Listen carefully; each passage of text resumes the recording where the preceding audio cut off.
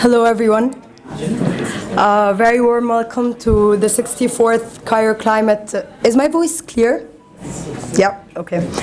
Very warm welcome to the 64th Cairo Climate Talks and panel discussion organized today at the German Academic Exchange Service, the AAD. I'm Ala Saad, the socioeconomic researcher, and currently pursuing my MA in anthropology at AUC, and it's with great pleasure that I'll host today's event. Today's discussion is entitled Sustainable Transportation and the Question of Gender. In today's discussion, we will be exploring the possibilities of climate and sustainability transitions through a focus on transportation issues. Sorry, I'm getting signals to slow down from behind for the interpreters. We're particularly concerned about gender aspects in the change toward low-carbon transportation systems.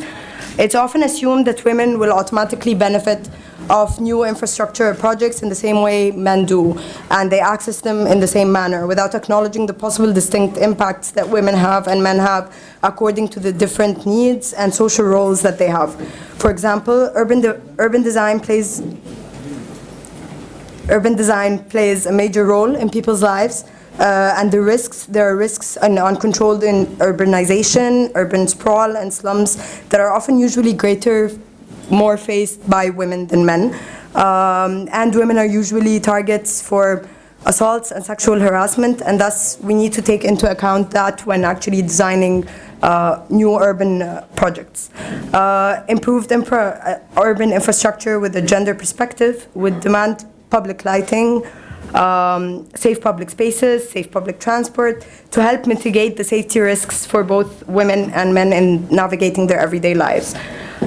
Transport is often seen as a gender-neutral element. Usually people always assume that access to buses or trains are equally the same for both men and women, but in fact it's not, and we see that from our everyday. Women have different expectations, different needs, and different constraints for using transport, and thus these need to be taken into account. Their mobility needs, requirements, female travel patterns, all of this needs to be taken into account when designing projects. The transportation systems can often become truly inclusive and gender responsive if we actually account for women's voices and include them prior to designing any projects and implementing any urban projects, whether with a focus on infrastructure at large or particularly in transportation, which is today's discussion. There should be more emphasis on relationships between travel patterns, sustainability, gendering on all levels, transportation, planning, which should be also used as a measure. Gender mainstreaming could be used as an approach. What gender mainstreaming basically means is actually accounting for the various needs and considerations of women while still in the planning phase. These include things like putting adequate lighting, thinking of solutions that are going beyond segregating women and men in transportation, and thinking of transportation as a whole, beyond just the vehicle, the access to a certain vehicle, but rather going beyond looking at infrastructure as a whole. So with these in mind, and these are going to open up our discussion for today, our main questions will be exploring how we envision the importance of sustainable transportation and what potential efforts can be made to increase women's fair access and inclusion, including governmental efforts, civil society, and private sector inside. For those of you who are attending the first time the Cairo Climate Talks, our regular sessions conceived, organized, and hosted as a cooperation between the German Embassy in Cairo, the Egyptian Ministry of Environment, the Egyptian Foreign Ministry, the German Academic Exchange Service, the AAD, and the GIZ. In each session, a topic of relevance to climate change is raised for open discussion with technical aspects from the experts from the field to discuss from both German side and the Egyptian side. Since its launch in 2011 and through the years, Cairo Climate Talks have tried to establish partnerships with media, with governmental stakeholders, with the scientific community, policymakers, all stakeholders in general, to help spread the awareness of the topic that's being discussed. And engage the public audience in these wider debates of climate change and policy measures regarding mitigation and adaptation and pathways for greener circular economy. today's discussion entitled Sustainable Transportation and the Question of Gender, with the participation of my colleagues who I will introduce later. I'd like to invite Ms. Fatma Sulaiman, Deputy Director of the DAAD, the German Academic Exchange Service, to give her welcome speech.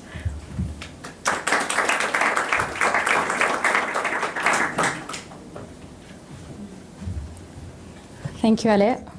Masay al-Khair. Good evening, everyone. Dear Mr. Philippe Maupay, Head of Science Department and Head of Protocol at the German Embassy in Cairo, esteemed panelists, ladies and gentlemen, good evening. On behalf of Ms. Isabel Mehring, the Director, I warmly welcome you all to the premises of the DAD Regional Office, Cairo. My name is Fatma Sulaiman, and I'm the Deputy Director. And it's my pleasure to participate with you all today in the 64th round of Cairo Climate Talks on the topic of sustainable transportation and the question of gender. Without taking much of your time, and if you're a regular CCT visitor, you know that I usually prefer to leave the expert talk to the experts and rather use my talk to just highlight briefly what the DAAD's activities are in the field of the topic mentioned. Today, our topic has two layers. One of them is to discuss the sustainable transportation and then to factor in gender in the planning and the consideration of sustainable transportation. In the field of sustainable mobility, and this is a very important topic right now all over, and especially also in Germany, there's a lot of German research that is done and targeted towards finding innovative, environmentally friendly and efficient means of transport. It's referred to as intelligent transportation also in a lot of German programs. And so German universities are offering numerous programs targeting transport engineers, transport experts, planners, architects, and sustainability project managers who want to gain in-depth special knowledge in the field of sustainable mobility management. Just as an example, the DAD, in collaboration with universities of Munich, Aachen, and the Technische Universität Berlin, are offering at least 3 different scholarships this year dedicated to the theme of improving transportation and urban planning. And therefore, since I see a lot of young faces also in our audience, if you're interested to know more about these scholarships, being an expert, I would invite you all to visit our website, go to the DAD scholarship tool, and find out more about these programs. Last year, the DAD Regional Office Cairo, in the framework of COSIMENA, invited 26 highly competent junior researchers from Germany and 7 countries in the MENA region to participate in a 1-week summer school on modeling climate change from a multidisciplinary perspective. These researchers had the opportunity to work together with a German-Egyptian expert team on different training sessions and field trips to understand how can we achieve climate resilience, sustainable mobility, and tourism in the MENA region. I'm very also happy to see that one of the students of the summer school is here with us today, as well as Dr. Dorghami, who's one of the esteemed experts who was a trainer at that summer school. And I also do invite you to maybe read about the report on this topic that you can find on our website. I must say I'm quite glad to see that today's discussion will dedicate a specific part to considering how gender factor when we talk about sustainable mobility. And as Alay Saad said, that the perception of transport is usually seen as gender neutral, but also even in the academic or in the research, we can see that statistically and factually this is not correct. Transport is traditionally a very male-dominated sector from an employment point of view and also from the values it embodies. But at the same time, if we look, also as Alay Saad said, women and men, they perceive transportation differently. They have different perceptions, different views, different needs. And so without talking about gender, it would be first and foremost not fair to design and to consider and to put on policies without considering the gender factor. And I think eventually it will not be either efficient or sustainable. Anyway, it's always a privilege for me to have the opportunity to listen to our esteemed experts talk about the latest scientific discourse in these topics. I repeat my gratitude for having you all here today, and I look forward to the discussion this evening. A special thanks to the Embassy and the Dear CCT team for working so closely with the DAD and maintaining us as a host institution and as a partner. And with that, I thank you all once again and would like to give the floor to our esteemed partner, Mr. Philip Mopé from the German Embassy. Please join me in welcoming him.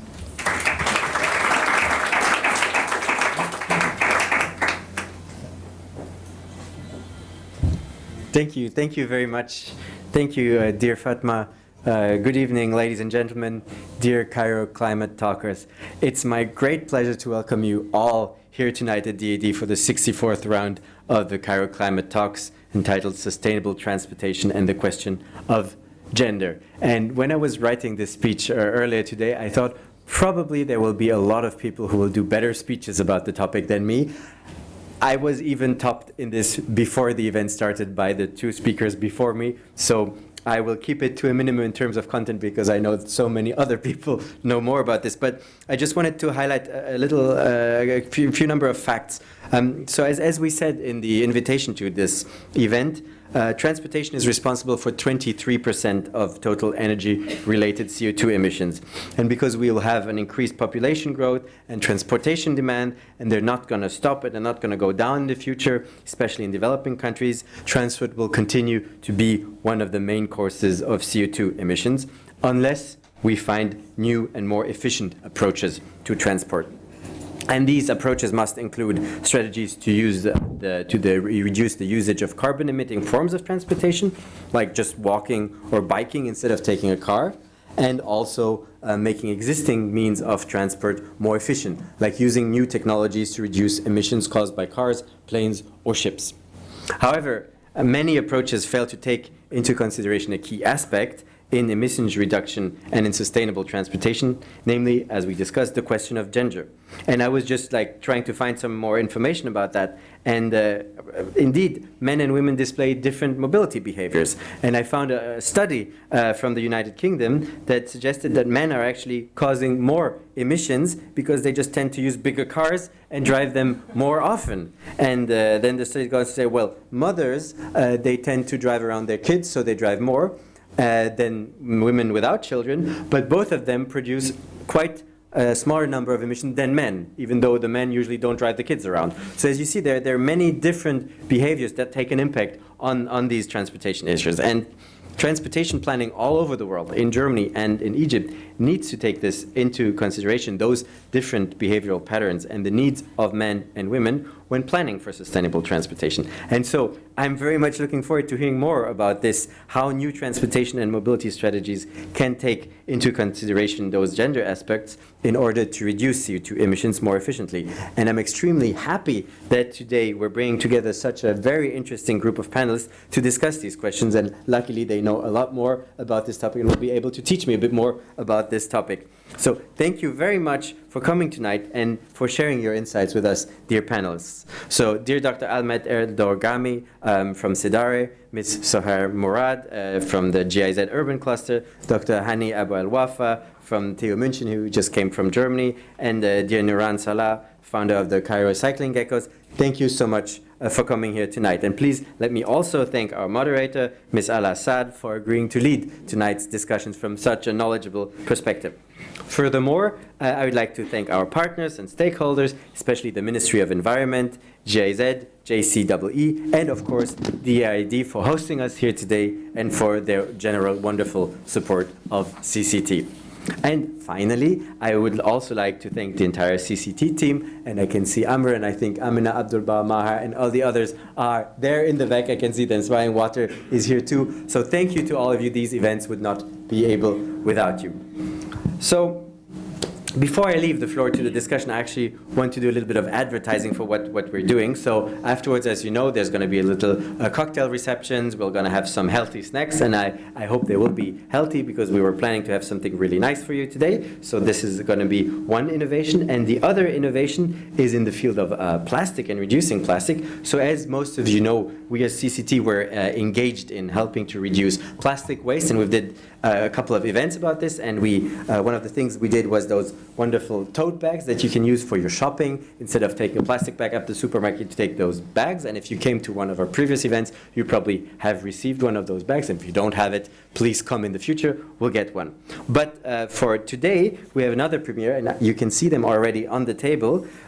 We've been working with a local company called Kendaka to produce these upcycled glasses that are made from bottles that were used previously. And we want them to be used here at the CCT event. So some of you already got them to drink, but this is not just a giveaway for you to take home. No, this is for you to actually use tonight. If you already have a glass, keep the glass. Later on, there will be drinks at the buffet, so please get your drinks in those glasses, use them during the event, and afterwards, while you've used them, take them home. And don't only use them as a glass for drinking, but also use them as a reminder that there's so much to do in terms of sustainability. You can recycle. Please take care of your waste. You know, most of the waste is actually not waste. It's a resource that can be used again. So please reuse, recycle, and use these glasses to remind you of this. So thank you very much. I'm just going to repeat the name of this organization, Kendaka, and we're going to post something about them on Facebook so that you can find more information about them.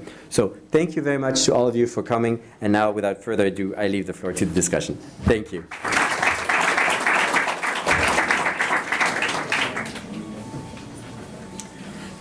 Thanks again, Mr. Philippe and Ms. Fatma, for the lovely, short and brief, quite informative speeches.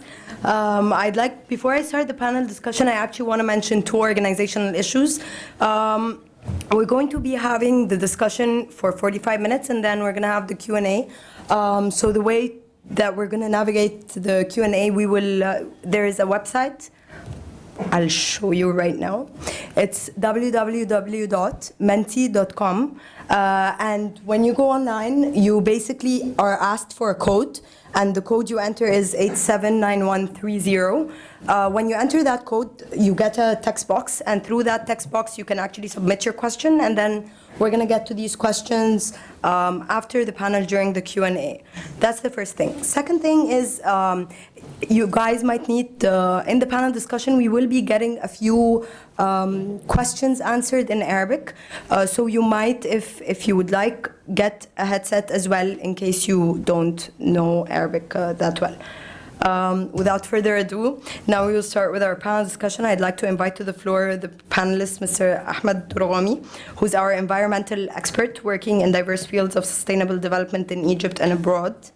Today, he works in Center for Environment and Development for the Arab region and Europe, based in Egypt. He studied energy and environment in Sweden and later in Germany, where he recently completed his PhD at Humboldt University in Berlin in the topic of behavioral sciences and sustainability mobility in disadvantaged communities. If you could please come up. Thank you so much. We also have today Dr. Hani Abulwafa, who's a researcher at the Department of Civil, Geo, and Environmental Engineering of the Technical University of Munich. He earned his PhD at the Chair for Strategic Landscape Planning and Management on Spatial Scenario Modeling for the Sustainable Planning of Urbanizing Regions in Sub-Saharan Africa, which he will explain and make it simpler in a while. And he conducted and supervised research on different African cities. So if you could please join us. We also have Ms. Suhair Murad, who's the Senior Advisor, Leader of Local Initiative Fund, and Gender Advisor for the Urban Cluster at GIZ, with over 20 years of experience in developmental organizations. If you could please join us. She's also the gender focal point in GIZ. And finally, Ms. Nuran Salah, founder of Cairo Cycling Geckos, nonconformist change maker and women's rights advocate. If you could please join us.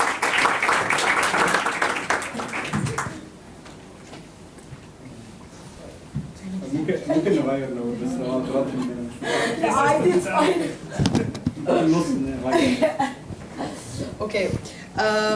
So, thank you so much. Shukran. Hello? Sorry, technical errors, I can't navigate very well. Yeah? Thank you. Okay, so without further ado, I think it would be good to start our discussion by actually defining what sustainable transportation means.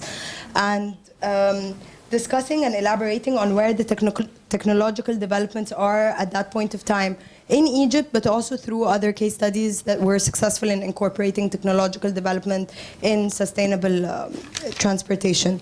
So if Dr. Ahmed can start the discussion, and then we can go around. So thank you very much for the invitation.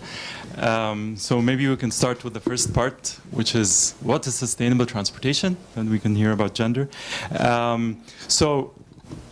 Most people maybe already know that the world is now promoting more than ever before cycling and walking, pedestrianization of streets and so on. Not only to have more people on bikes and walking, but also how to have better urban planning, so you are closer to your needs and so on. So sustainable transportation in a nutshell is a concept that is based on 3 pillars. So this is a 2-minute crash course. You'll all be experts now. You know how in resource efficiency we talk about reuse, reduce, recycle? So in transport we have avoid, shift, and improve. And then there are many variants as usual. The issue is about 1/4 to 1/3 of emissions in any country is usually the transport sector. So this is a quick win when you're talking about which sector to focus on to reduce local emissions or global emissions, such as CO2 and other greenhouse gases. Okay? So the 3 pillars, avoid, we can start with avoid.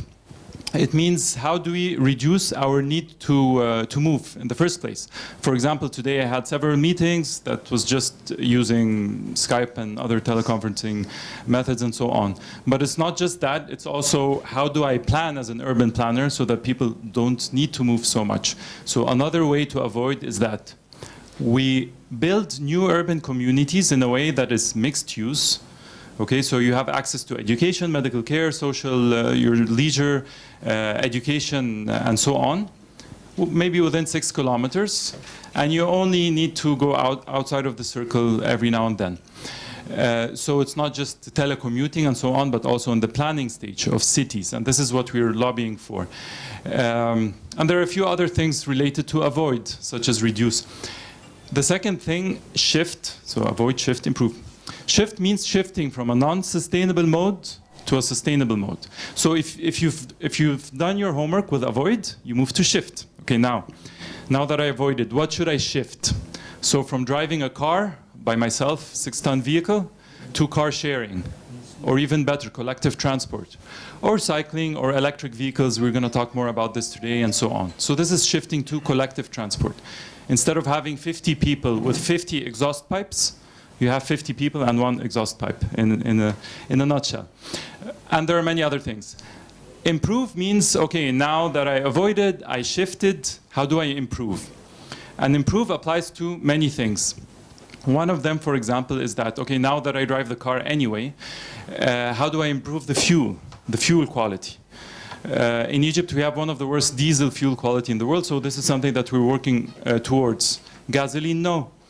We had lead, now lead is removed from gasoline fuel, so this is good news. There's improvement in Egypt. Improve also involves the technology of the vehicles. So if we have gasoline internal combustion engines using diesel, we can shift to natural gas, which is a bit better. Or even better, something transformational, such as electric vehicles altogether. And improve also applies to on a systems level. So we have our roads and bridges network. It's already there. How do we improve that? So if you have automatic signaling and networking between the traffic lights and so on, there are many different ways where you can use intelligent transport systems, such as we see in advanced cities, to reduce the overall consumption of energy.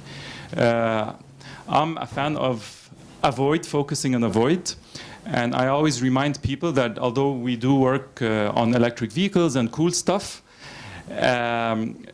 we're not wearing a cape that says electric vehicles or autonomous vehicles. No, we should start with walking and cycling, and sometimes it's as simple as that. Excellent. Thank you.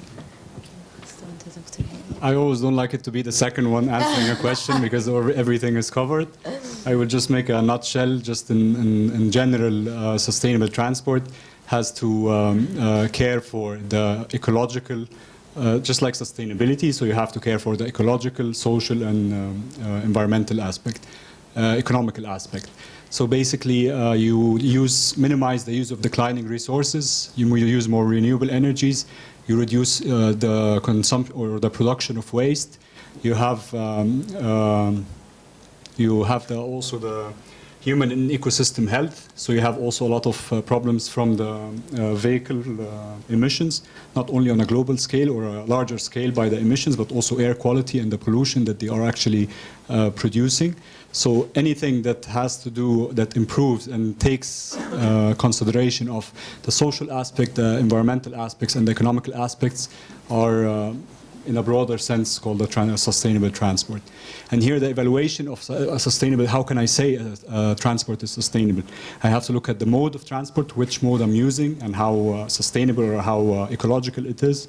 You have to look at the vehicles used, the source of energy, what kind of energy is actually steering this source, and also the operation and development, just like how you said.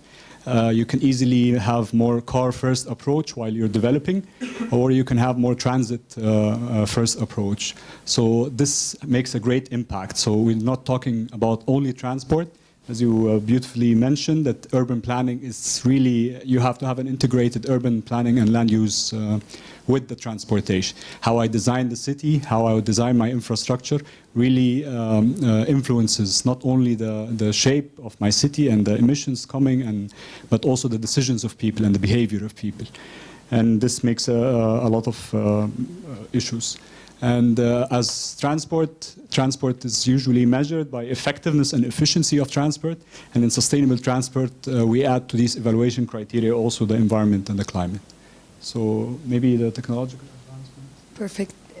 Yeah. Or if you would like to I add think sustainable transport. what we can do is I wanted to hear more from Nuran, because we were both talking about the idea of cycling and how this is one of the easiest things that someone can do, which is basically cycle to work, or actually reduce even the movement itself that is needed, which is basically work next to home, or plan your day around similar areas so you don't actually have to move often. So with that in mind, I think I would really like to pose this question to Nuran. You've founded Cairo Cycling Echoes, so I would be very interested to hear, how was this experience? How did you find it? What kind of challenges did you have as a woman who actually founded something like that? And even in cycling in the streets, stories about what happened, things like that. So we avoided the car and now shifting to the cycle. We're shifting to cycling now. So yeah, I've always cycled ever since I was really young. But you know, we always cycled either around the house or when we go travel to the North Coast or something.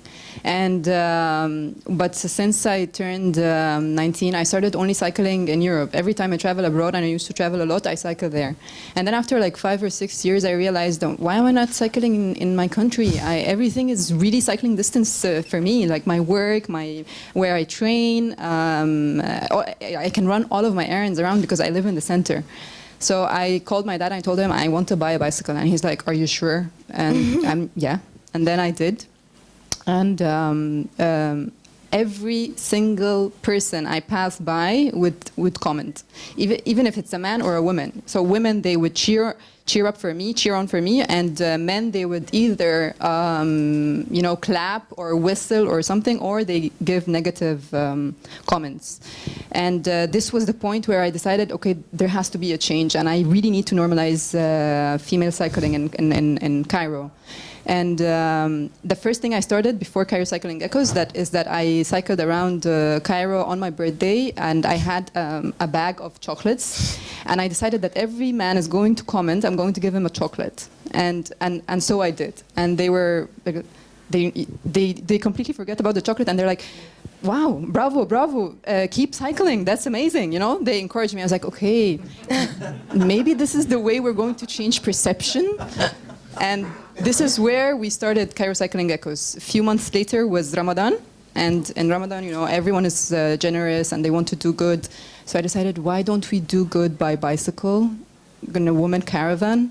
And this is where I posted on Facebook, can anyone help me with a set of bikes? And then they connected me with this bicycle shop owner. And he told me, what do you want? I sent him the proposal. He approved on spot.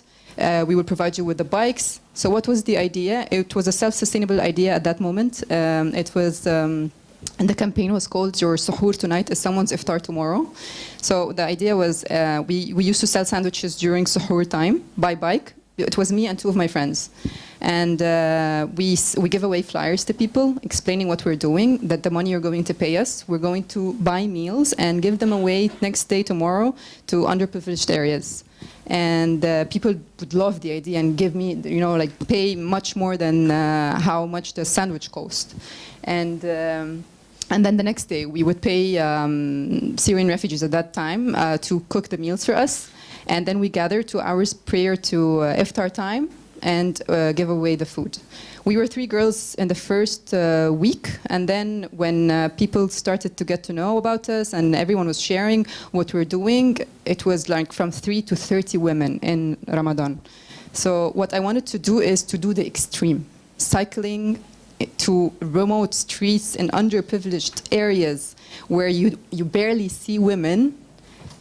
All of us women with most of us are unveiled and with our yoga pants and colored tops, and even with some of us with makeup on, and going to these areas, people were extremely shocked once we arrived to the areas, and men would usually stare at us, and I would walk away. I would walk up to them to these men and tell them, excuse me, can you please help me? I'm looking for orphans or really old people who cannot move, because we need to deliver food for them to break their fast. And there were 2 reactions. They either look away and leave because they're embarrassed, because they were willing to harass, or they would say, oh, God bless you, let me lead you. And in 5 minutes, the entire area knows about us, and we are protected. Nothing happens to us. In the 30 entire days, nothing happened to us. And when we go back to the same areas, they clap. The women are here. The women are here. And so this was a way to change perception. When they see a female cyclist on a bike, they will remember this is a cycling do-gooder. They're doing good. Don't harm her. Don't harass her. This is what I was trying to do. The challenges were basically about safety, because the roads are totally unequipped for cycling. The girls weren't fit enough to get on bridges. To reach these areas, we need to get on a lot of bridges. So in the beginning, I was a lot of girls would complain, oh my God, we don't want to get on this bridge. I'm like, no, we have to do it. But by the end of Ramadan, they were fit and they were able to do it. And the heat sometimes was very challenging. And the culture, a lot of girls would come up and tell me, but my parents, they don't want to let me to get on the bike. How can I convince them? So I sometimes have to talk to the parents one-on-one and convince them that this is fine and it's safe. Or sometimes I ask girls to do that with their parents, because a lot of parents, they consider that this is not acceptable. It's an unjustified social taboo that we are trying to break. And that's it. Thank you. I think this gives us a smooth transition. It's quite an inspirational story, honestly, and I actually want to try out that, because I have always wanted to cycle throughout Cairo, but I never get to it. So I think this is actually quite motivating, but it's bringing me to think now. You were talking about how you basically introduced your right to the street with a bicycle through actually being present in the street and doing something good.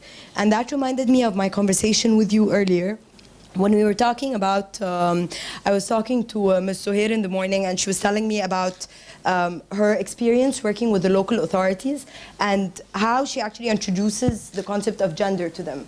Because before any project you plan, I'll leave the floor to you, but I mean, before any project you plan, you need to also just, before working with infrastructure and transportation, you need to actually tell the people you're working with, the different stakeholders, civil society, local civil society, local authorities, people on the street, the beneficiaries that are with you in the project, what gender means. And gender is an everyday concern, but somehow I think this, when we say gender and use that term, it might not necessarily always reach people. So if you could have the floor to tell us a bit about how you introduced them to that.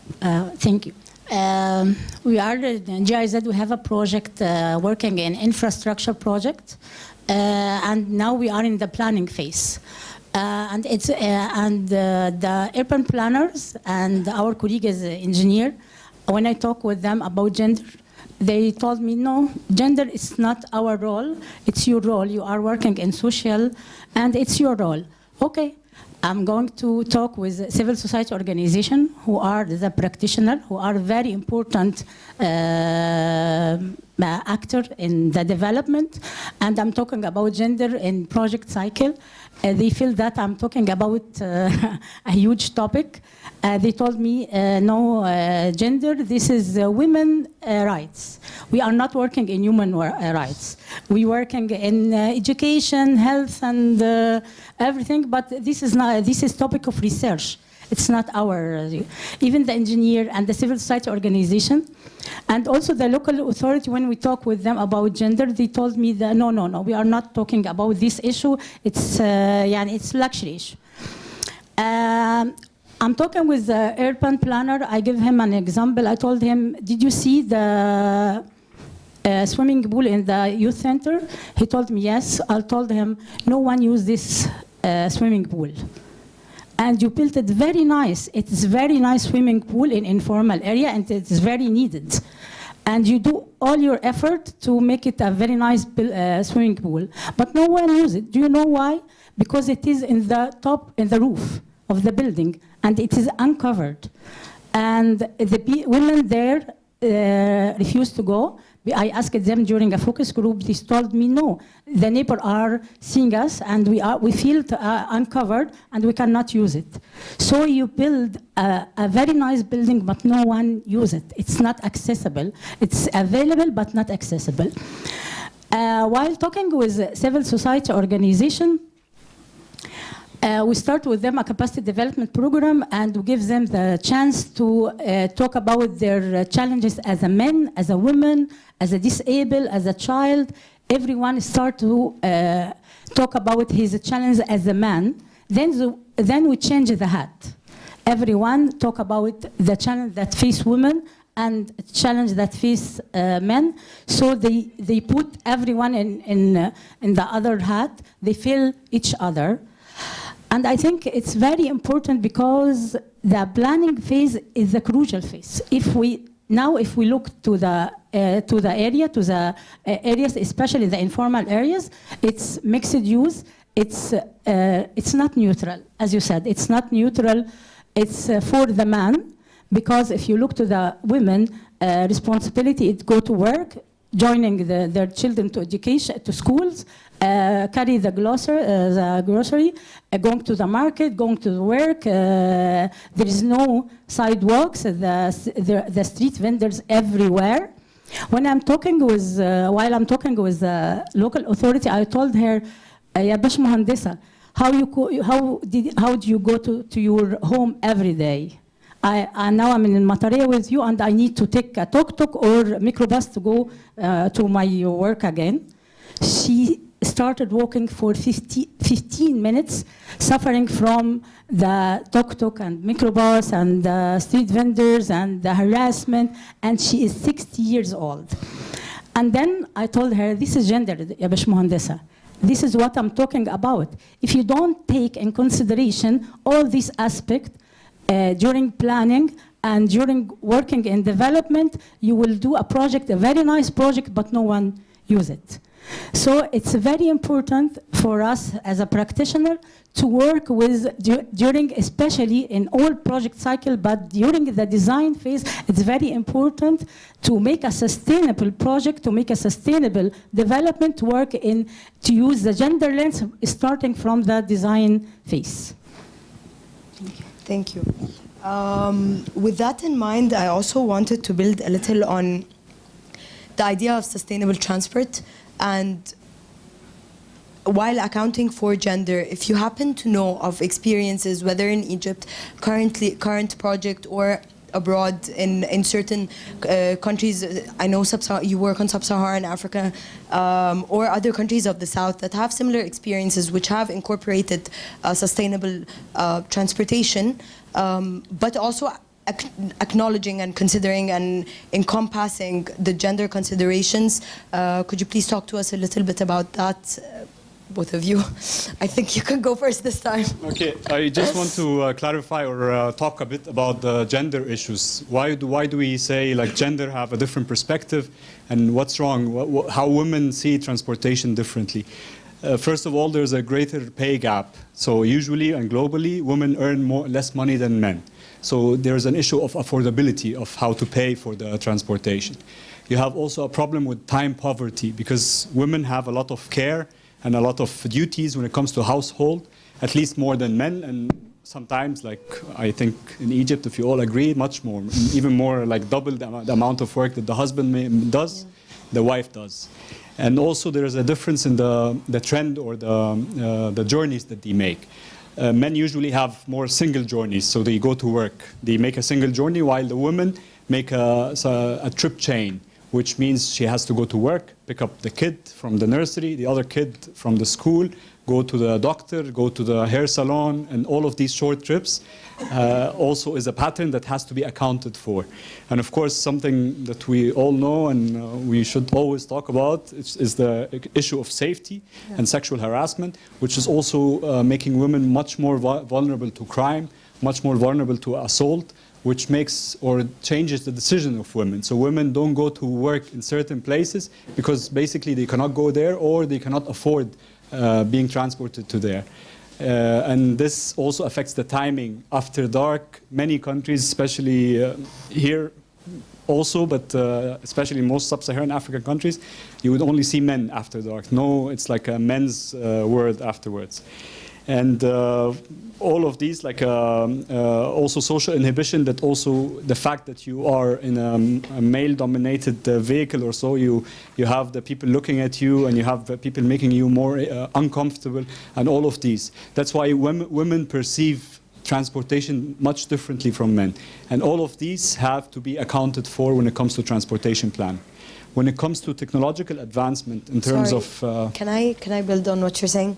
Because one of the major things that's currently being discussed is the idea, like we were talking about before the session, segregating women into having women-only carts or having women-only buses, or initiatives that are particularly aiming to segregate women. And in that way, there's the idea of protecting them from the community at large and the harassment it includes and things like that. So I was wondering, before you go into the technological, or if you want to incorporate it within, can you also build on what kind of efforts that go beyond this segregation narrative, and what you think actually of the segregation efforts, are they actually conducive to society or not? Because I feel like I'm not an expert, you guys are, but I feel like when we focus so much on segregating women, we're not actually solving the problem. But apart from the fact that we're focusing the problem and narrowing it down to just the vehicle and separating in the vehicle rather than the trip, like what you guys were saying, but also it doesn't solve the problem of the rest of the trip. So if you can please just... Well, actually there's a debate and mixed feeling towards this. Some people on one side say that it actually achieves the objective because women feel safe inside women-only compartments. But on the other hand, it's like somehow implicitly tolerating this fact that you have to put women in a separate box and just assume that there's no problem and it will just vanish. And I'm more towards the second opinion, because I like to think that this is something that we will discuss in 30 years and say, 30 years ago, women used to stay in one compartment separated from the women. Because this is also neglecting the whole journey, as you said before, that I'm not only focusing on the vehicle, because the women have to go there, have to take a feeder into like a microbus or a bus, and then wait for the metro or for the... We only have the metro, and I think there were some buses in certain governorates there were different initiatives. There was the pink taxi. Yeah, pink taxi and female-only buses. Tuk-tuks with the stickers for just women, and these were monitored. It was an initiative where they monitored the drivers and actually trained the drivers to make sure that they wouldn't harass the women. So there were various initiatives, yes. Yeah, I think I like to believe that this would be a temporary solution, that we have to deal with the root cause of the problem, which how society sees women and how society deals with women and so on. And this hopefully will change within. You cannot just separate transportation. Transportation is also part of the world we live in, so it's reflecting what we think in the society. And what was the other thing? No, I was just going back to also the idea of, because there's so much talk right now about incorporating technological advancement and smart solutions.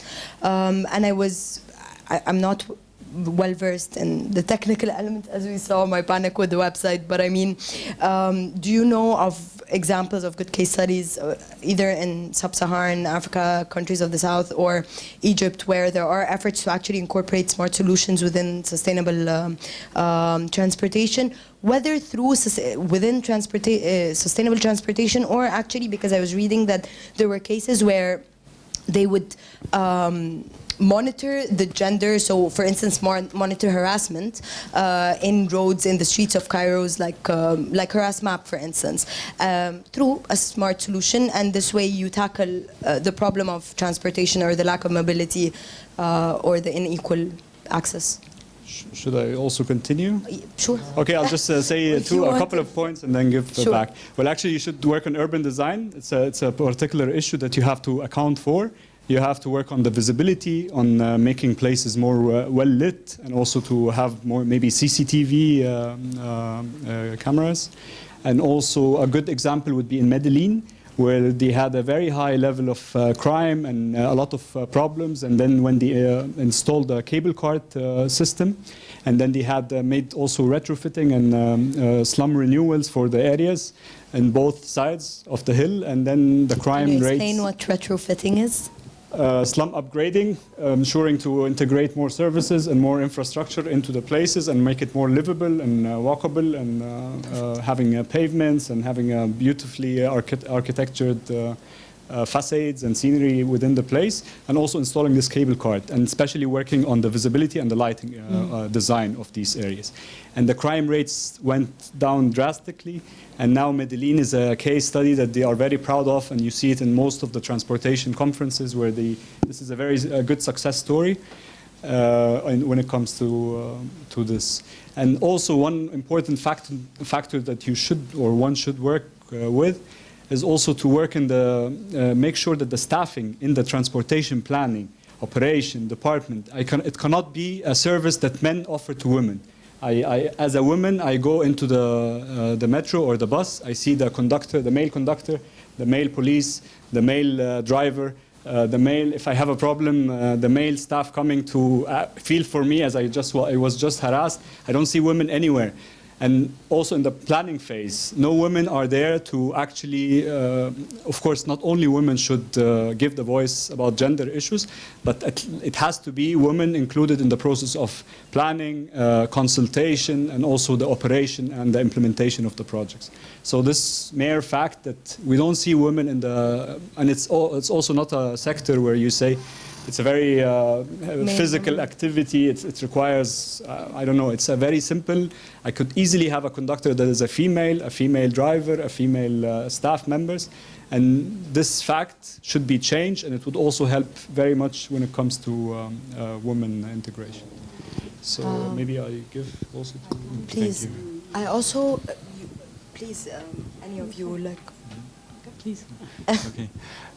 So you were asking about infrastructure and examples of mainstreaming gender in infrastructure projects. Yes. So I've actually been myself involved in the planning team of the 4th Metro line in Greater Cairo.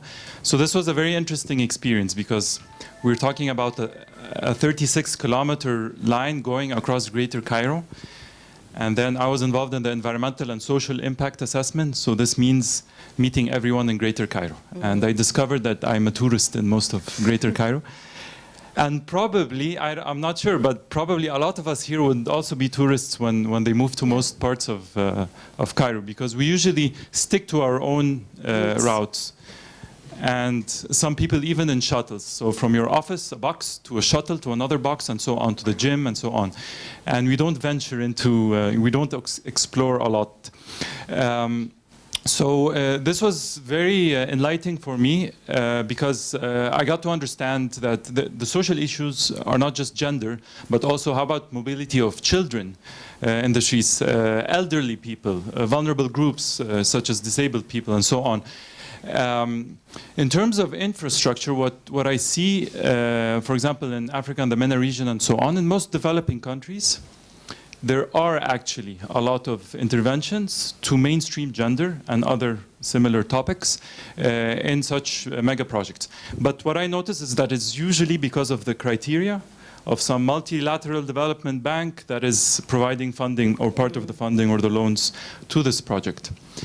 Which is still nice because it means, I mean, for example, the European Bank for Development, if anybody noticed maybe 4 years ago or 3 years ago, if you would use the metro line, you would see a lot of billboards about harassments, like comics, explaining, walking you through the experience of this young lady who's having trouble deciding what to wear.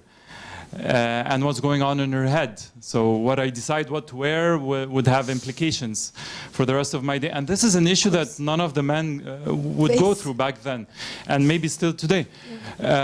So what happened back then is that, okay, there are these MDBs, the multilateral development banks, providing, or donor agencies, providing assistance to Egypt, but they have their own criteria. So it's not just the environmental impact assessments that are done, it's also social impact assessments and lots of different criteria that are there.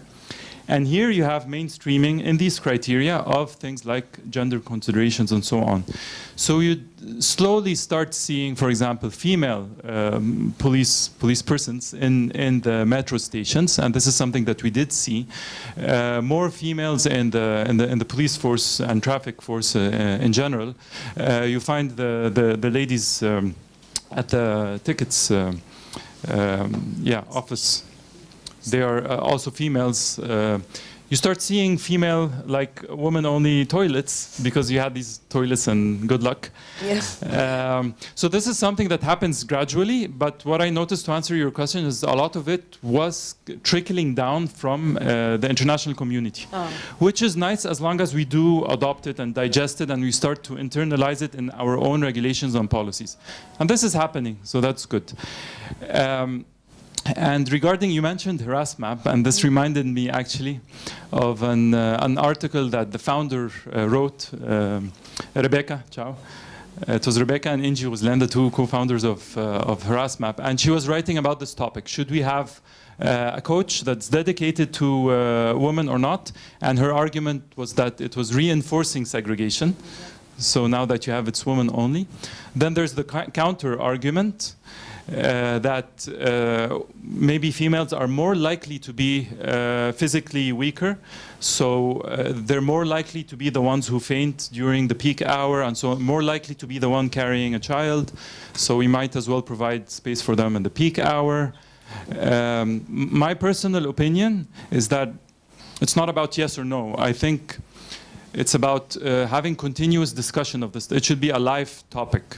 So a year later, there should be some sort of, and I think you might add more to this, there should be, and we need this in the transport sector, monitoring and evaluation.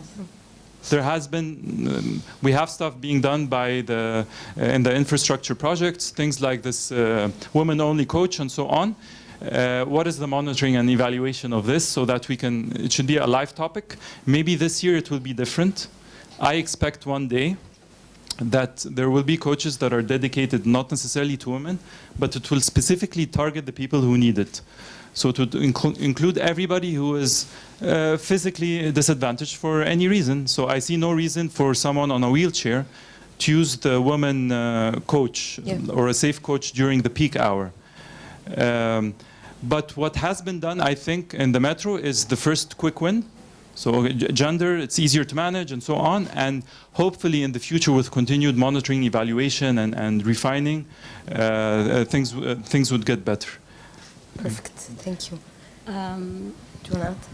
Regarding working with a civil society organization and in one of the focus group where secondary school girls and boys are there, we asked them the main reason for not attending to the school or not going to the school.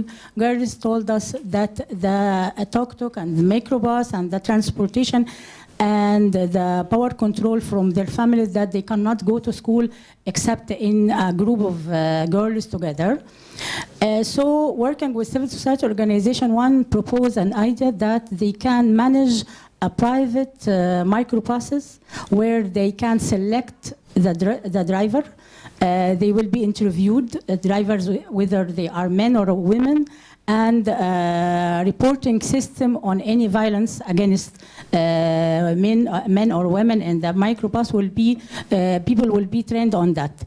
I think it's, this is because when we introduced to the girl that, do you like the idea of having microbus only for girls? They said, no, we don't like this. We do like to live our life together.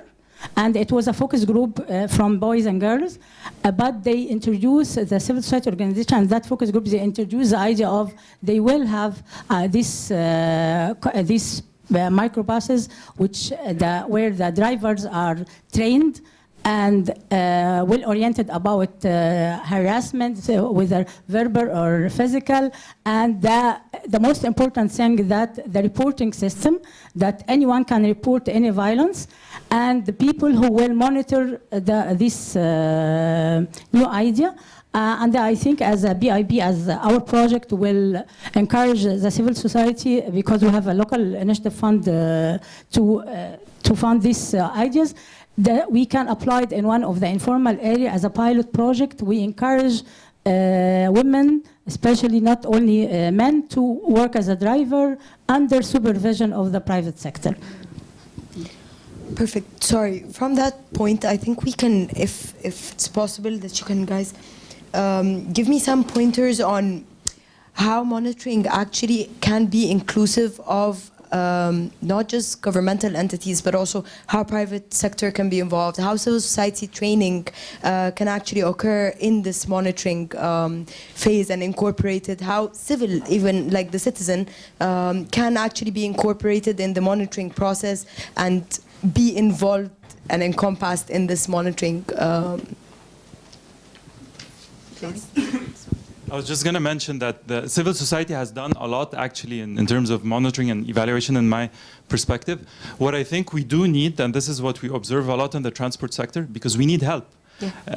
Actually, next week I'm holding a conference on electric vehicles, and I'm having great trouble balancing the gender in my panels. It's really, really difficult. So we really need more than civil society, in the sense of we need more research with enough scientific rigor to use these results and to translate into policies, regulations, and so on. So we need more work from academia to help us and so on. In terms of other than the public sector, and the private sector, definitely they're doing a lot, especially international companies, because the same way they have I won't name brands, but the big companies, the same way they have regulations and criteria for example, carbon emissions or plastic-free offices or paper-free and so on, they also have their own internal regulations for gender mainstreaming. So you would find a lot of people in private sector who have already gone through, especially in the past 5 years, courses or programs or crash courses, including videos, quizzes, and so on, that are related to sexual harassment in the workplace and so on. Yeah. So it exists a lot today in the private sector. What we need to do is to translate this into regulations, mainstream it into the public sector as well. It's really obvious that it's extremely hostile for women to be to occur in public spaces. It requires a lot of mental and physical effort for a woman to get out of her house. She thinks about what she's going to wear, how she's going to behave, how she's going to look around, if she's going to be smiling, if she's going to be grumpy, and this is making her even less productive and maybe less creative, because all the time while she's walking around in public, she has to be thinking about how she can avoid sexual assault. Because I also, I had a training, I was conducting a training a year ago, and I asked both genders, what do you do to avoid sexual assault? For women, the list was endless, but men, they don't do anything. And this is really affecting the country economically, socially, and everything. So the topic, what we're talking about now, the infrastructure and sustainable transportation, is really, really a main issue to tackle, to solve this problem. Because, and why I started my initiative is because I find that the solution is for women to be actively engaging in the streets of Cairo. We need to be out there. We are 50% of the population, but if you go out, you will find way, way less women in the streets just because they are always trying to avoid sexual assault and harassment. So, but people always need to be encouraged. Nobody can do anything on their own. So they always look either for a partner or a group. And that's the reason why we chose to do this on a group, because of the mass effect and how it delivers a strong message. So I find that if there are a lot of groups of women, in my point of view, or of what I'm doing, cycling and is out there doing activities, and that's the reason why we didn't stop in Ramadan. We are continuing. We do this bi-monthly. Every month we have 2 events. We go all around Cairo, and even sometimes we travel for 100 kilometers to other governorates because we want men to see us, and we want to normalize this in their minds. We want them, if men can see a lot of women on bikes, it will be less unusual for men to see that. Yeah, recently we're getting a lot of positive comments and, you know, people clapping for us, even men and women. But this is still annoying and provoking for me. I don't want it to seem unusual. I don't want it to seem something that we're not doing acrobats, we're just cycling, you know? I just want it to be normal. I don't want all of this attention. And because women here are conservative, it's very you know, it's very hard for them to get out on the streets and get all of these comments. It will make them, you know, they just want to stay in. So the only solution for this is to actively engage in the streets of Cairo, and this is by organizing groups, going out and organizing workshops, creating awareness campaigns, asking the government to do any changes, you know, strong fines for harassment. This is what we need to do.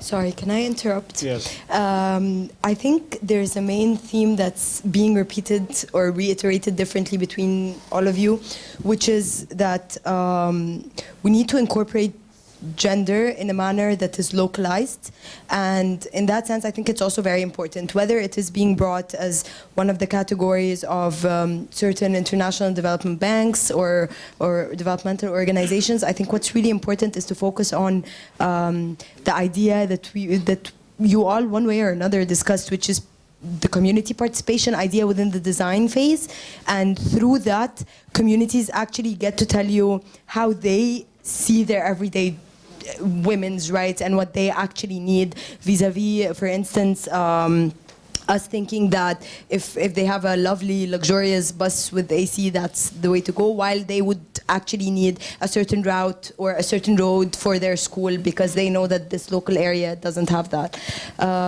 So sorry to interrupt, but I think this is also very essential to highlight here that the idea of gender that we're talking about today is not just like we said, not a top concept, but also not an international concept, something very much lived every day, whether through, I think you embody it with, in one way or another, with doing things in Ramadan, for instance, and during Fitr, and that in its essence makes it have a very positive effect because you are showing that you're very active and part of the community in that sense. Or when you were talking to the local authority person and you were asking her on her own trip back home and how what kind of problems she faces, how does she navigate it, and things like that, rather than coming with a sort of far-away, top-down definition of what gender is. Sorry to interrupt.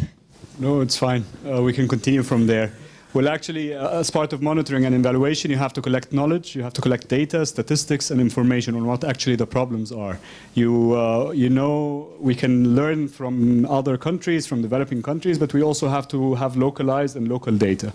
And I think that it's, I know that also there are some civil society. I know that I saw a familiar face here from Transport for Cairo, where they collect a lot of data.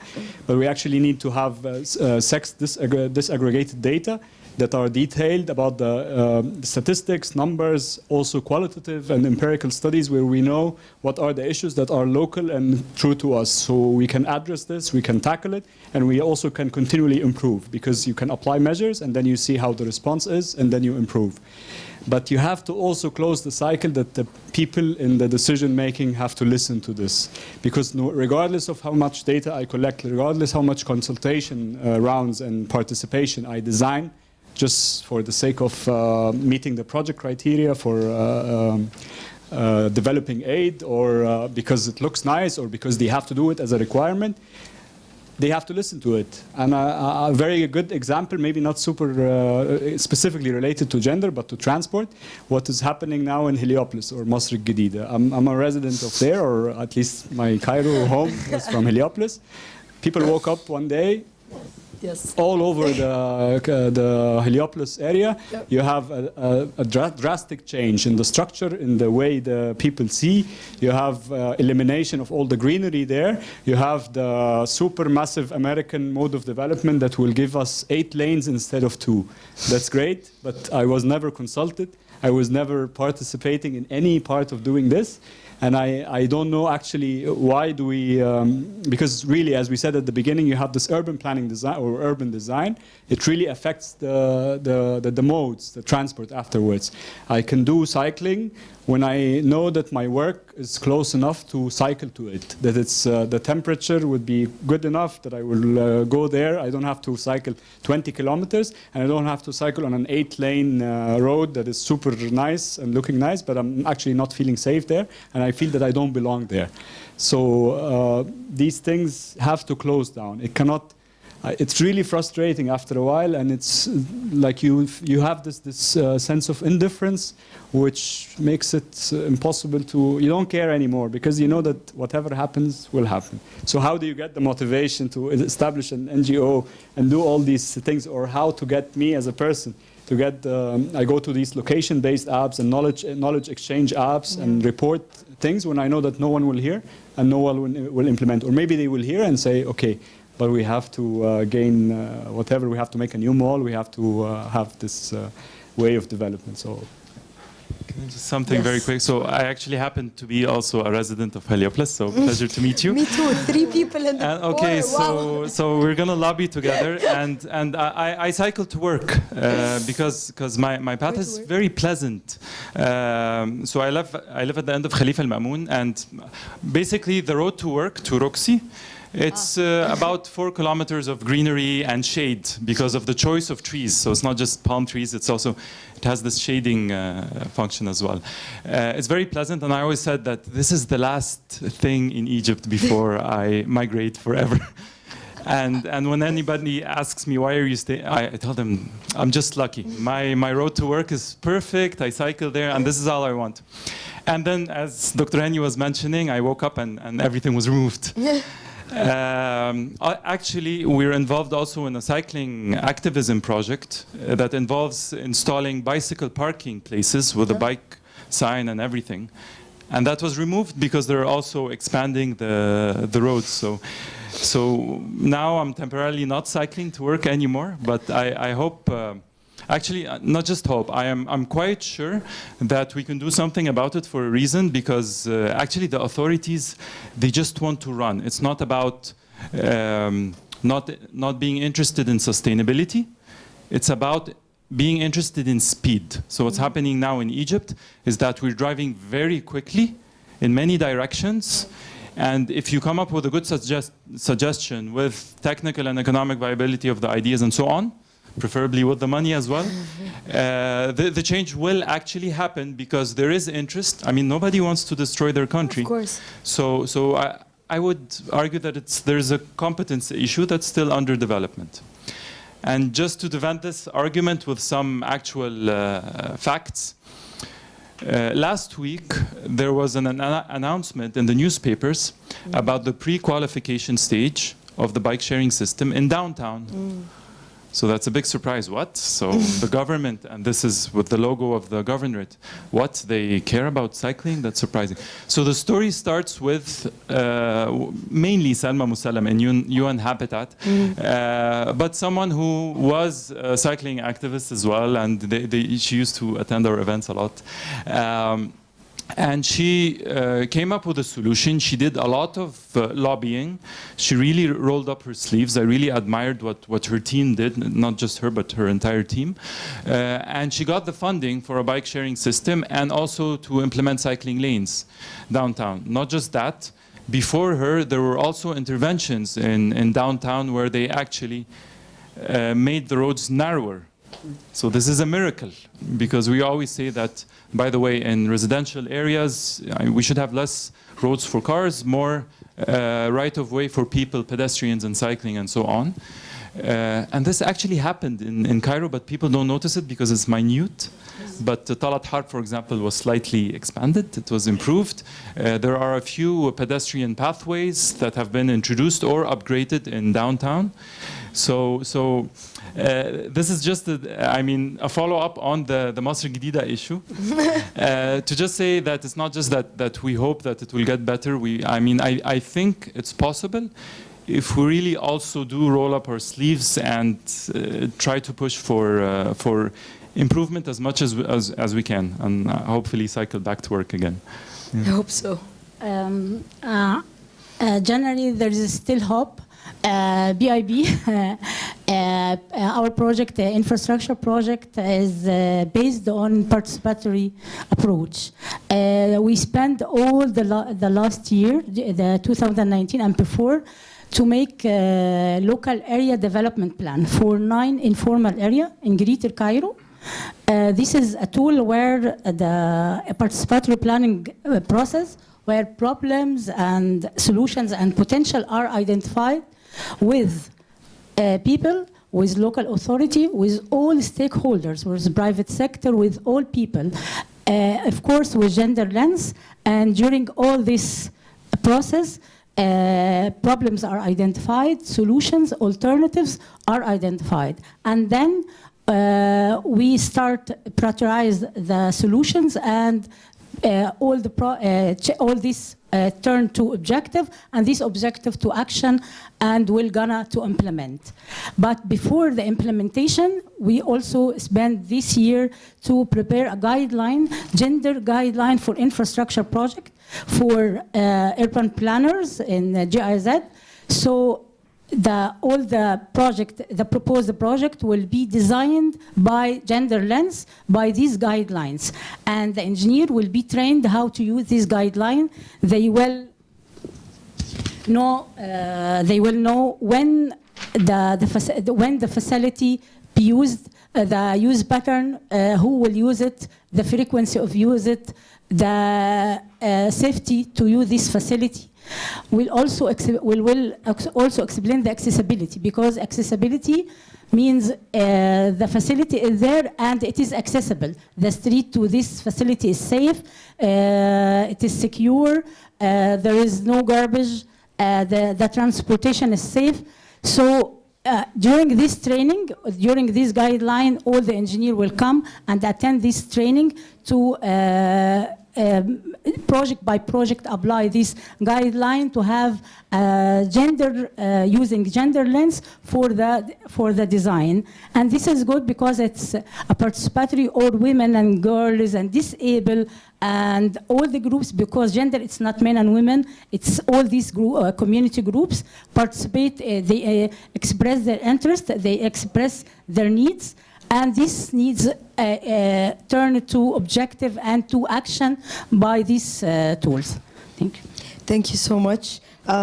With these notes in mind, I'd actually like to conclude on my takeaway, which is you're actually quite an inspirational panel, because I feel like in many ways you bridge the gap so much between whether academic or civil society or private, and it makes it very hard to categorize. Like I was thinking today when I was writing the questions, even would I give this to who is my civil society expert, who is my private sector expert, who is my governmental, who is my development, who is my citizen. And in that sense, I feel like it's a start in a way to because by bridging these gaps, in a way, you do transfer the voices of these problems, whether gender-related or sustainability-related, to the policy itself, and otherwise the opposite, through citizens and citizen empowerment in that sense. I feel like I've taken so much of this discussion, but we can move on to the questions. And we have 3 questions. The first one of which is to Dr. Durghami, and it's asking, how many years do you think current infrastructure needs to be ready to accommodate new modes of sustainability? Sorry. I can use. Sorry.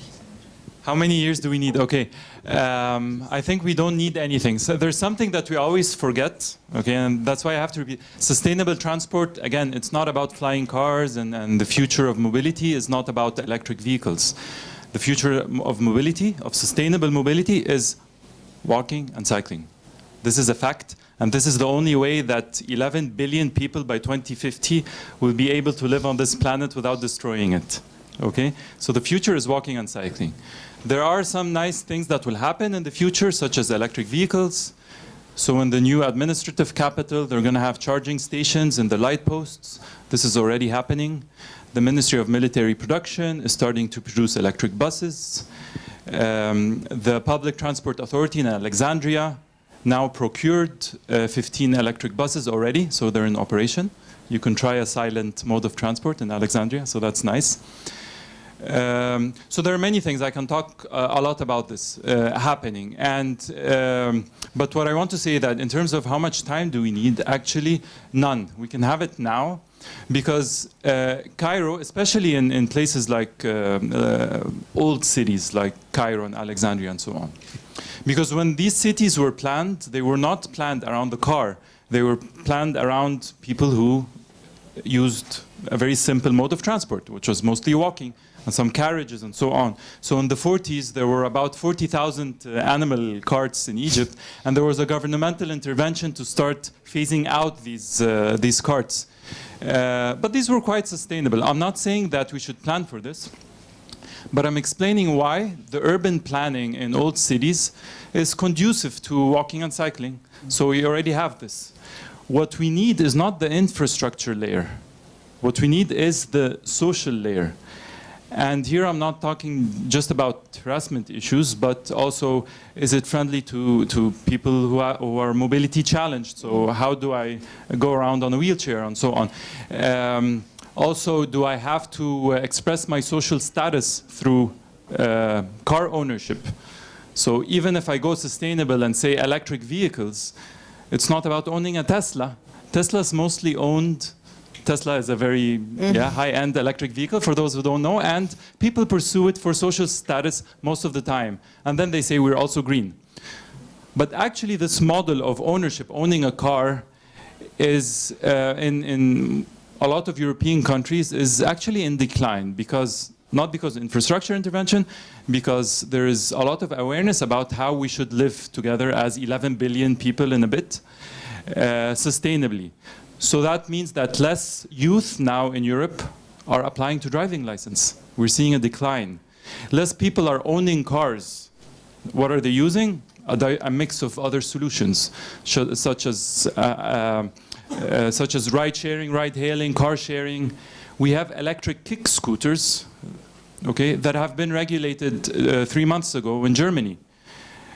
So now you have the age limit 14, you have to have a handlebar, and some limits. There's a speed limit and so on. There are pros and cons for everything, but what I'm saying is that instead of moving towards car ownership and planning for that, we are planning for another mix of sustainable solutions. So and this social layer, I think, is much more important. And this is why usually when someone asks me about what I studied, I always say, أنا مهندس بس بتعالج. So I'm an engineer, but I'm being treated.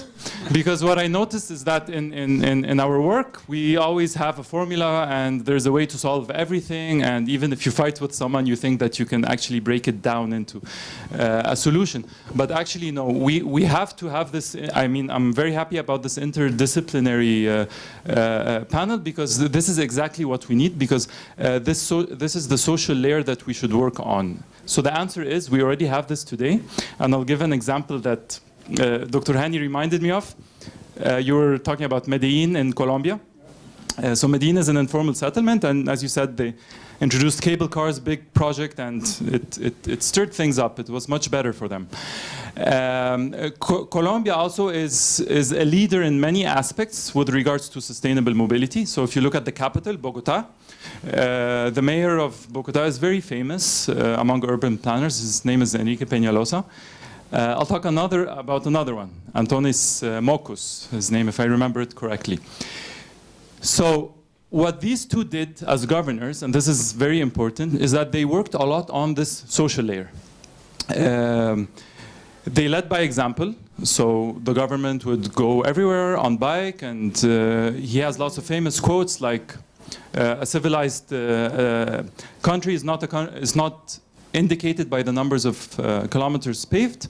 It's indicated by the ability of a child to cycle safely in the street. So that was among his many different mottos and quotes. Antonis did something very interesting, and this is where I will end my intervention. It's relevant to today. This was another governor of Bogota, and he made a ladies' night. Okay, so not at his home or in the nightclub beside. No, he's a governor. So when he says ladies' night, it's for the entire governorate, okay? For the entire city. So he made a ladies' night, and for one day. And the idea here is to make these stunts, such as Nuran was talking about, just giving chocolates to people, and something that really draws attention. And it was, I mean, I think it's a work of a genius, because it's very simple, but it had a lot of impact. So what he did, ladies' night, only ladies are allowed in the street, with the exception of emergencies. And it turns out that men also enjoyed it, because they had a bit of alone time doing very productive stuff, of course, at home. Yeah, like watching PlayStation. And yeah, so this goes to show you how productive men are when they're at home, if we compare with women. So who knows, maybe we can try something like this one day in Egypt. I'll throw this seed, maybe someone picks it up. How about a ladies' night, and we see how it goes. Can I? I have just a comment regarding this mixed-use development and how people, how the mode of city planning would really affect this.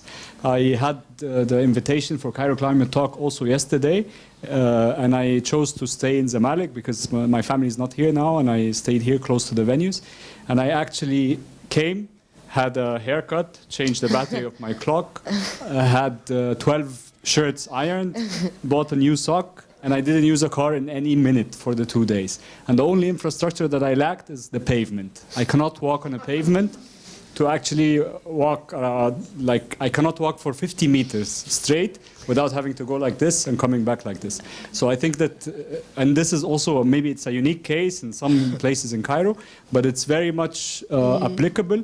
And it could be also a polycentric development where you have the neighborhoods where having a mixed use that is self-sustaining. And I'm not saying you stay your entire life in Zamalek, which some embassy workers do, but I would say that you minimize. You rarely go out of your neighborhood because you have everything there, you enjoy the walking, and you feel safe. So I think it's also worth to work on a kind of infrastructure that is not really super with the lanes, but a simple one that requires only the pavement, which is the construction work, and to have enforcement preventing the stores from doing things and the garages and all these. And I think also the other mode of development, it's not only making more economic development or making congestion less.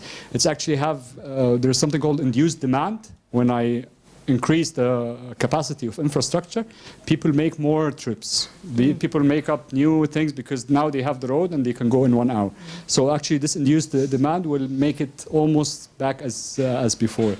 So this choice of mode of development, I think, is a key issue when it comes to sustainable transport. And I think that we should also change our view of infrastructure. Infrastructure doesn't have to be the super mega project that make a good political image or so. I hope I'm not saying too much about politics. No, I think this is actually a fantastic... Sorry, because both of you sort of answered two other questions that we're asking about how to change people's perceptions towards walking and cycling, and I would say also infrastructure. And the other question would be, was talking about how we can promote cycling and walking, and I think these were answered in several ways, like for instance the ladies' night example that you gave, but also like the idea of women being present in the street and doing philanthropic work, or all of these, or just planning your day around in order to actually be able to navigate more than one task in a day and accomplish that. So would you guys like to add anything to how we can actually change people's perceptions over infrastructure or cycling or any of that? I actually have a question regarding this, and for the cycling, and I hope we're not dominating the gender and transportation by talking about two males saying most of the talk. I just have a question regarding how cycling, like I have the feeling, I don't know because I'm not really familiar with the situation, I'm sure it's better, but I have the feeling that it could be seen as a leisure activity where you meet on a Friday, go to Ain al-Sukhna or go to like 50 kilometers and coming back and have this, is it a start and then later it would be, or and also how to work on this factor only. So some of the things, also the projects that were done before, sometimes they focus on one area. So we focus on making infrastructure in Shibin al-Kum or other places as well.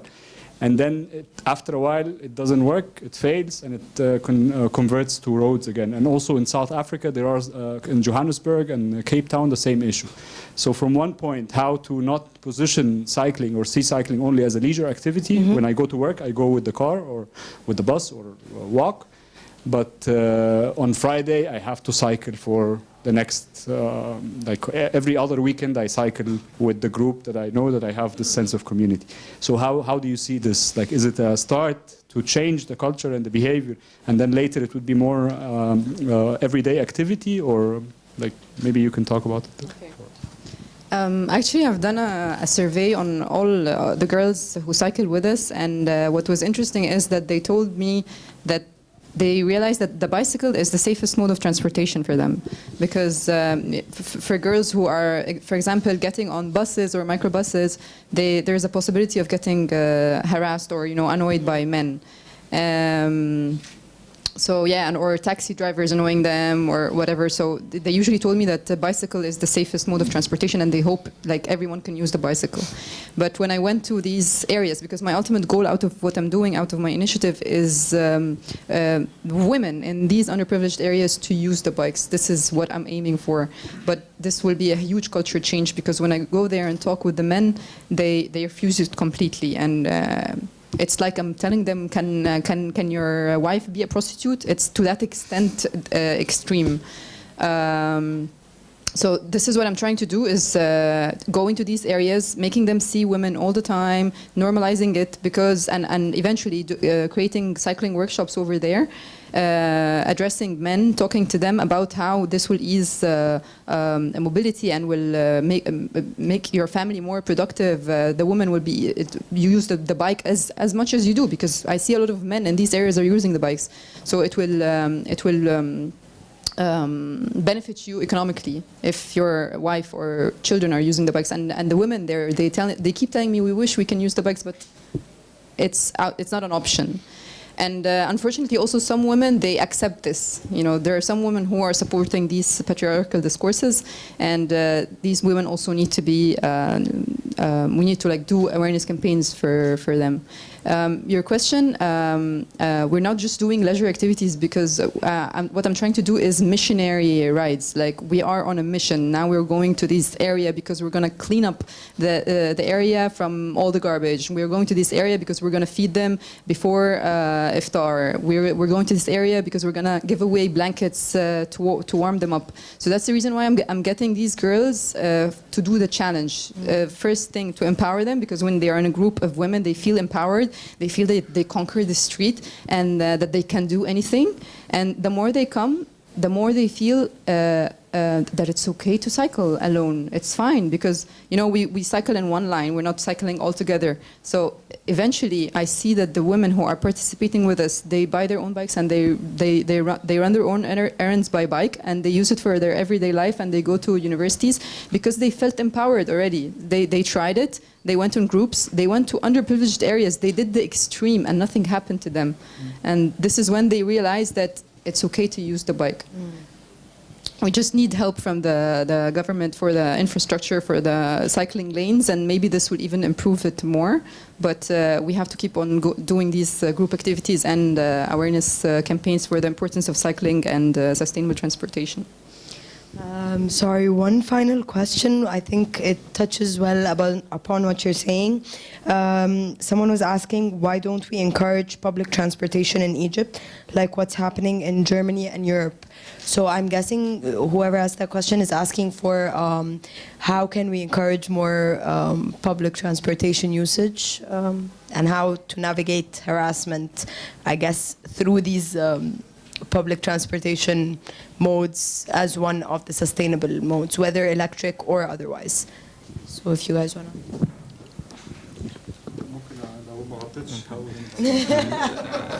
So regarding public transport, promoting public transport,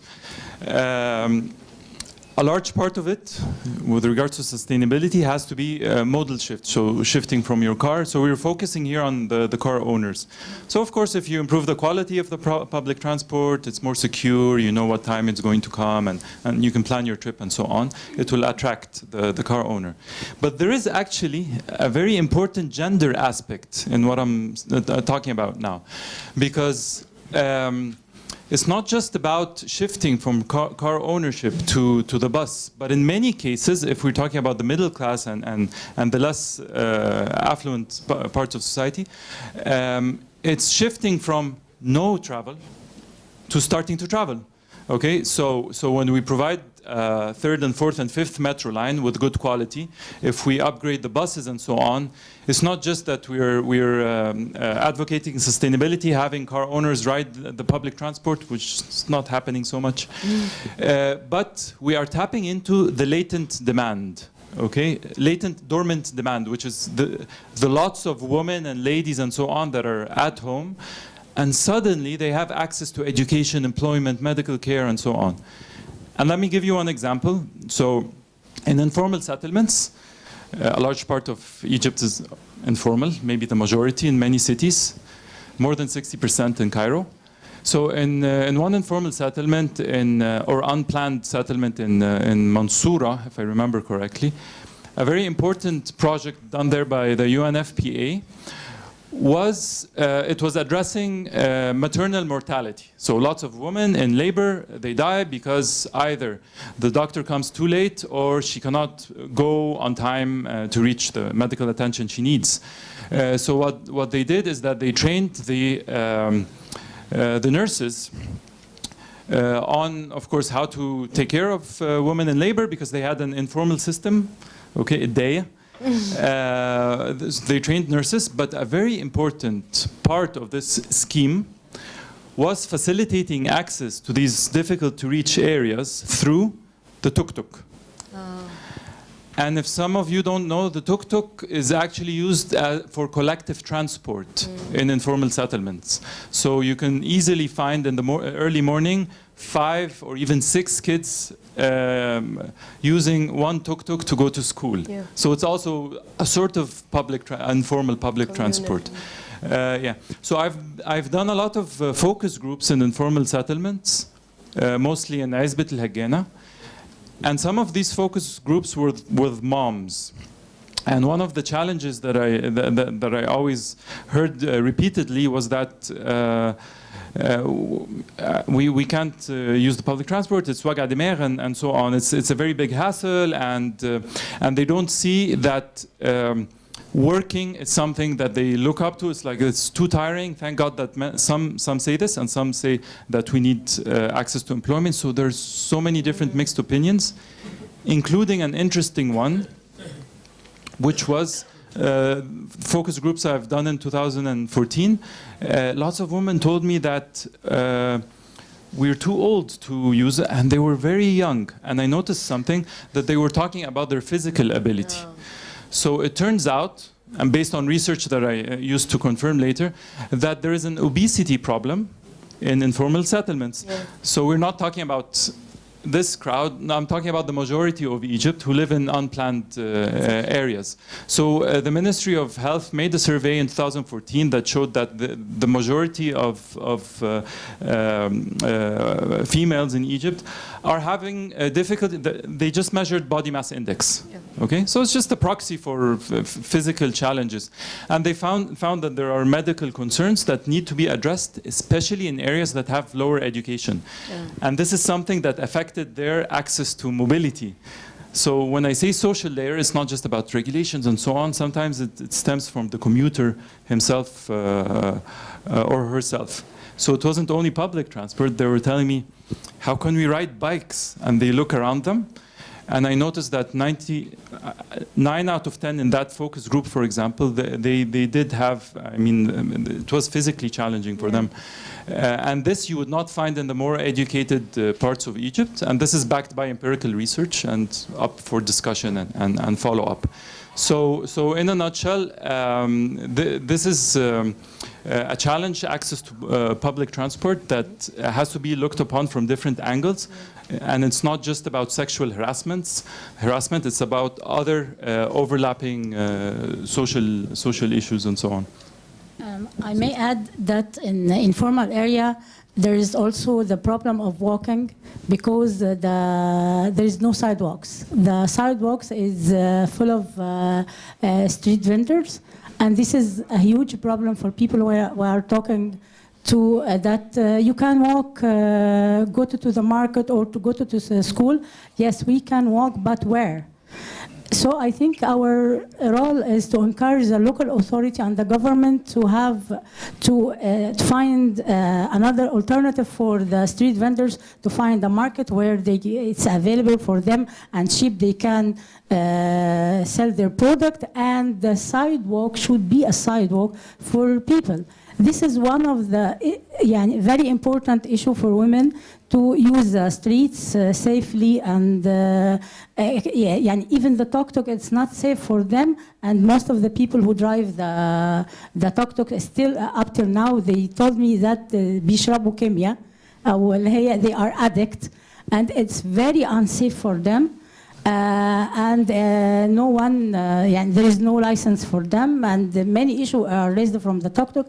So the better alternative is walking, and we should encourage government to facilitate this sidewalk, and it's right for the people. Yeah. Thank you.